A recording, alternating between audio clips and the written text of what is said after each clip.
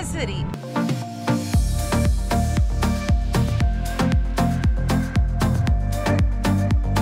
Good morning and welcome back to our channel. আরেকটা আজকে নতুন ব্লগ and আজকে হচ্ছে 26 ফেব্রুয়ারি and দেখতে পাচ্ছ যে আমি অনেক সেজেছি কারণ আজকে হচ্ছে আমাদের 5th অ্যানিভার্সারি and আমরা প্রচন্ড খুশি and আমার এখানে ঘুরতেও এসেছি একটা খুবই ভালো জায়গা বা বলতে পারি যে ওয়ান অফ মাই মানে উইশ লিস্টের একটা জায়গা। রাধে রাধে রাধে। আজকে এখন বাজে হচ্ছে 9:30। এখন যাচ্ছি আমরা হচ্ছে বাকে বিহারি টেম্পলে and তারপর রুমে চলে আসবো, তারপর আবার বিকেলবেলা আরেকটা জায়গায় যাব। সো চলো যাই।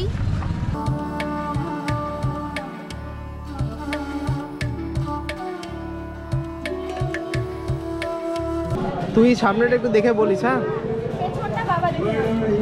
আমাদেরকে আজকে টোটো করে একটা অন্য জায়গায় নামিয়েছে, সেখান থেকে হেঁটে আমরা যাচ্ছি মন্দিরের দিকে। ও যেহেতু রেকর্ড করছে ক্যামেরাতে, তাই আমরা বারবার খেয়াল রাখছি যে সামনে থেকে বা পেছন থেকে বানর যেন না আসে। আগের দিন তো আমরা এসেছিলাম, সেদিনকে ছিল মাঘী পূর্ণিমা, খুব ভিড় ছিল সেই দিনকে। আমাদের ইচ্ছে ছিল যে আমাদের অ্যানিভার্সারি দিনকেও একবার বাকে বিহারীর দর্শন করব। আজকে দেখলাম তুলনামূলকভাবে ভিড়টা অনেকটাই কম ছিল।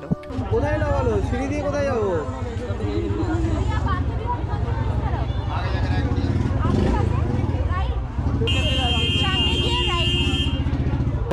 উপরে রাধা বল্লভ টেম্পল।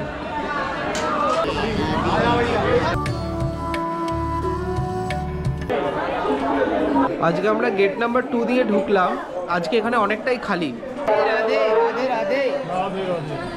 হাঁটতে হাঁটতে আমরা গিয়ে পৌঁছালাম মন্দিরের সামনে। জানতে পারলাম যে বাকে বিহারী টেম্পল নাকি কখনোই খালি যায় না, সব সময় মানুষের ভিড় থাকেই। এই যে দেখো মন্দিরের ভেতরটা আজকে নতুন ভাবে সাজিয়েছে লাল বেলুন দিয়ে, কিন্তু ভিড় খুব একটা কম না। কিন্তু আজকেও আমরা ভালোভাবেই দর্শন করতে পেরেছি, ওই ভিড়ের মধ্যে যতটা হয়।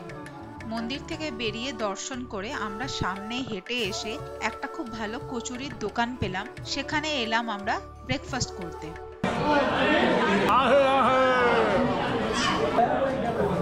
বেদমি পুরি নিয়েছি আমরা। ইউপিতে এসে যদি লস্যি না খেলাম তাহলে আর কি করলাম।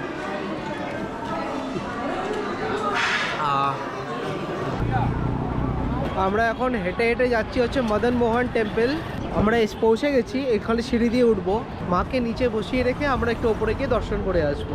এখানে প্রচুর হনুমান আছে, মানে বাদর আছে, তাই চশমা খুলে আমরা সবাই হাঁটছি।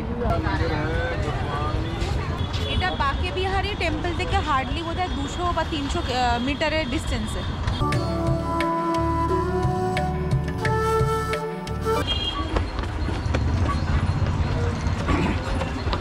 এই মদনমোহন মন্দিরটা বেশ অনেকটা উঁচুতে, অনেকগুলো সিঁড়ি বেয়ে উঠতে হয়েছে, তাই মা আর যায়নি এখানে। আর ওপরে গিয়ে মন্দিরের আশপাশটা খুব সুন্দর লাগছিল।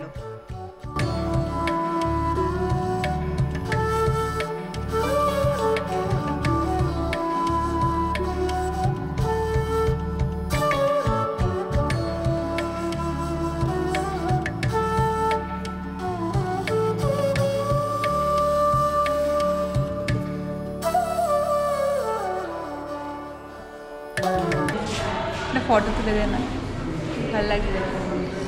এবার আমরা টোটো করে ফিরে যাচ্ছি আমাদের হোটেলের দিকে। এই যে গাছটা দেখছো, আগে এত দূর অবধি যমুনার তীর ছিল, তো এই গাছটা থেকে কৃষ্ণা আর কি ওই যমুনাতে ঝাঁপ মেরেছিল কালিয়া মর্দনের জন্য। এখন বাজে 4:15 and আমরা আবার বেরিয়ে পড়লাম হচ্ছে রামকৃষ্ণ মিশন যাচ্ছি। ওটাতে মার যাওয়ার খুব ইচ্ছে ছিল, তো এখন ওখানে যাচ্ছি। আজকে আমরা যখন ইয়েতে গেছিলাম বাকে বিহারিতে, টোটো আমাদের মন্দিরের সামনে থামে অবধি নি, কিন্তু তার আগে একটা বানর এসে মার চশমা নিতে গেছে। মা আবার ওটাকে মানে বা কনসিয়াস ছিল বলে ইনস্ট্যান্টলি ধরে নিতে পেরেছে, আবার ওর লাফ মেরে আবার চলে গেছে। তো আজকে চশমাটা মা চলে গেলে পরে মার আর চশমা ছিল না। হ্যাঁ, ওই কলা দিয়ে বা খাবার দিয়ে আনতে বলতে হতো।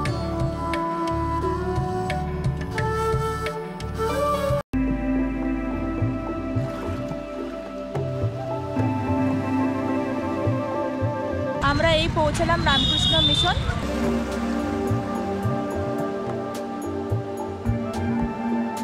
খুব সুন্দর আর খুব বড় এরিয়া, কিন্তু এখানেও সেই চশমা খুলে রাখতে হবে, নয়তো বানর নিয়ে যাবে।